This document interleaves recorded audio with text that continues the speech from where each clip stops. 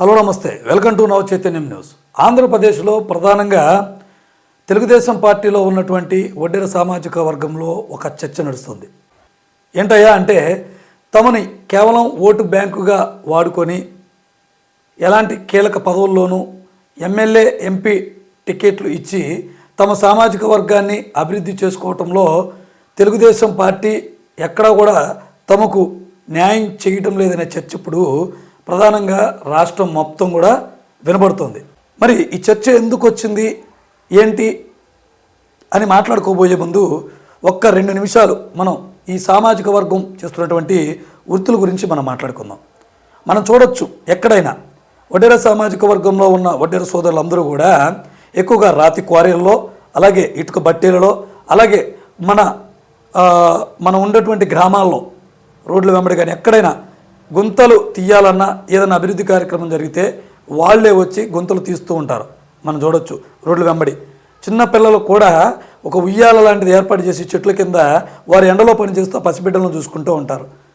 సూర్యోదయం మొదలుకొని సూర్యాస్తమయం వరకు కూడా వీరు వాళ్ళ వృత్తిలోనే కొనసాగుతూ ఉంటారు. గుంతలు దిగటం, రాళ్ళు కొట్టడం, ఇలాంటి ప్రమాదభరితమైనటువంటి పనుల్లో కూడా వీళ్ళు ఉంటారు. రాతి క్వారీలలో మరి గాతాలు వేయడం, ఆ రిగ్గింగ్ లాంటివి చేయటం, ఇలా చేస్తూ ఉంటారు. మరి అలాంటి ప్రమాదభరితమైన పనులు చేసుకుంటూ వీరు ముందుకు వెళ్తున్నారు. అలాగే కష్టపడే వాళ్ళతో పాటు ఇక్కడ రాజకీయ చైతన్యం కలిగిన వాళ్ళు ఉన్నారు, విద్యావంతులు ఉన్నారు, మేధావులు ఉన్నారు, అందరూ ఉన్నారు. సరిపడంత ఓటు బ్యాంకింగ్ కూడా ఉంది. తాజాగా ఇటీవల విజయవాడలో ఈ సామాజిక వర్గానికి సంబంధించి ఒక రౌండ్ టేబుల్ సమావేశం జరిగింది. ఈ రౌండ్ టేబుల్ సమావేశంలో ప్రధానంగా ఈ తెలుగుదేశం పార్టీలో ఉన్నటువంటి ఈ సామాజిక వర్గానికి మరి ఇప్పటి వరకు ఆవిర్భావం నుంచి, ఇది తెలుగుదేశం పార్టీ ఆవిర్భవించి 1982 నుంచి కూడా ఇప్పటి వరకు కూడా నాటి ఎన్టీ రామారావు గారి నుంచి ఇప్పుడు ఉన్నటువంటి చంద్రబాబు నాయుడు గారి వరకు కూడా మరి ఎన్ని ఎంపీ టికెట్లు, ఎన్ని ఎమ్మెల్యే టికెట్లు ఈ సామాజిక వర్గానికి ఇచ్చారు, అలాగే ఎన్ని కార్పొరేషన్ పదవులు, అలాగే పార్టీ పదవులు, ఇంకా నామినేటెడ్ పదవులు ఎన్ని ఈ సామాజిక వర్గానికి, మన సామాజిక వర్గానికి ఇచ్చారనే చర్చ ఇప్పుడు నడుస్తుందట. కేవలం ఇప్పుడు అధికారంలో ఉంది కూటమి ప్రభుత్వం ఆంధ్రప్రదేశ్లో ఇంత బలంగా ఏర్పడడానికి కూడా మేమే కీలక పాత్ర పోషించాము. ఇప్పటి వరకు కూడా ఏ కీలక పదవులు ఇవ్వకపోయినా ఓటు బ్యాంకుగా ఉపయోగపడుతూ మేము ఈ పార్టీని గెలిపించుకుంటూ వచ్చాము. ఓటముల్లోనూ మేము ఈ పార్టీకే నిలబడినాము. మరి ఏమిచ్చింది మనకు, ఏమి చేయాలి మనకు అనేది కూడా ఇక్కడ చర్చించారట. ప్రధానంగా మనకి రాజధానిలో భాగమైనటువంటి, రాజధానికి 4 కిలోమీటర్ల దూరంలో ఉన్న మైలవరం నియోజకవర్గంలో ఉన్నటువంటి కీలక నేతలు కూడా ఈ చర్చల్లో పాల్గొన్నట్లు సమాచారం. మనం ఇదే నియోజకవర్గాన్ని పరిశీలించినట్లయితే గతంలో ఏఎంసీ చైర్మన్ పదవులు కూడా ఈ నియోజకవర్గంలో వీళ్లకు ఇస్తారని ఎదురు చూస్తే, కానీ చివరికి అది వేరే సామాజిక వర్గానికి వెళ్ళినట్టుగా అక్కడ చర్చించినట్లుగా సమాచారం. అలాగే రాష్ట్రం మొత్తం కూడా కొన్ని మేజర్ నియోజకవర్గాల్లో, కొన్ని ప్రధాన నియోజకవర్గాల్లో కూడా ఇదే పరిస్థితి కొనసాగిదట. మరి మైలవరం నియోజకవర్గం విషయానికి వస్తే 29,000 30,000 ఓట్లు పైగా ఈ సామాజిక వర్గంలో ఉన్నాయి. మరి ఇంత బలంగా ఓటు బ్యాంకు ఉన్నప్పటికీ కూడా మరి ప్రధానంగా మరి ఈ పదవిని ఈ సామాజిక వర్గాన్ని కేటాయించకపోవడం కూడా అక్కడ చర్చకు వచ్చినట్లు సమాచారం. ఏదేమైనా ఇటు ఈ చర్చలో ప్రధానంగా రాష్ట్రం మొత్తం తీసుకునేటువంటి, రాష్ట్రం మొత్తం నాయకులు పాల్గొన్నటువంటి దీంట్లో మైలవరం నేతలదే కీలక పాత్ర పోషించినట్లు తెలుస్తుంది.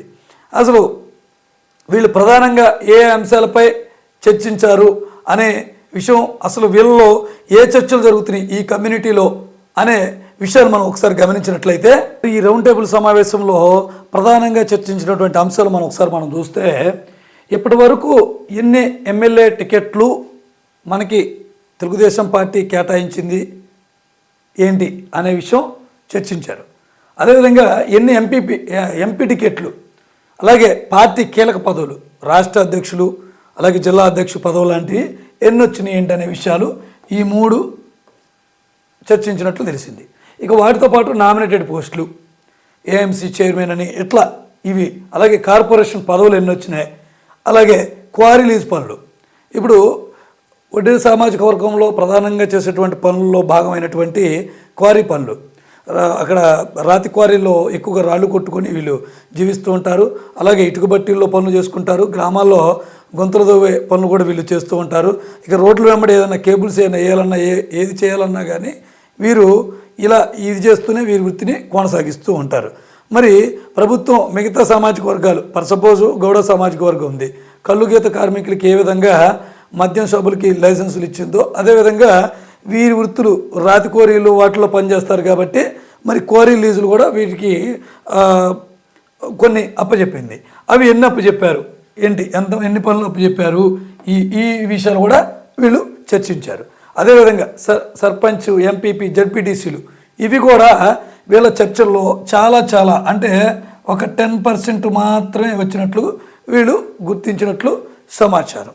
ఇకపోతే భవిష్యత్ కార్యాచరణ, అలాగే తాము రాజకీయంగా ఎంత వెనకబడి ఉన్నామో వీళ్ళకు ఉన్నటువంటి మైనస్లు ఏంటో కూడా వీళ్ళు చర్చించుకున్నటువంటి అంశాల్లో సామాజిక వర్గ పరంగా రాజకీయ ఐక్యత లేకపోవటం అనే అంశాన్ని కూడా వీళ్ళు కనిపెట్టుకొని సరి చేసుకుంటున్నట్లు సమాచారం.